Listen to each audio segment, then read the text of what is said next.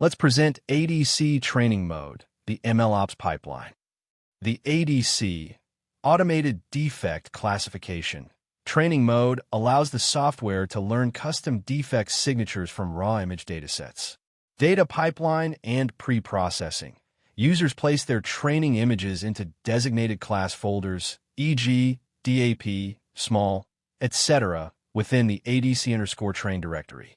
The program automatically normalizes mixed image formats and dynamically splits the data, reserving 80% for training and 20% for testing.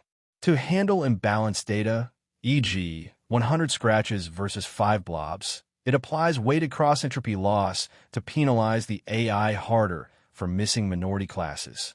Transfer learning architecture. The core brain is an U-Net classification model. Training occurs in 2 seamless phases via a master script. Phase 1 freezes the base vision layers to prevent overfitting and trains a custom classification head on the user's specific defects. Phase 2 fine-tuning unfreezes the base layers and applies a microscopic learning rate to physically alter the network's edge detectors, pushing classification accuracy past 92%. Live UI telemetry. While the GPU trains asynchronously in the background, the UI displays streaming terminal logs in the left panel. Users can interrupt the process safely using an abort training kill switch.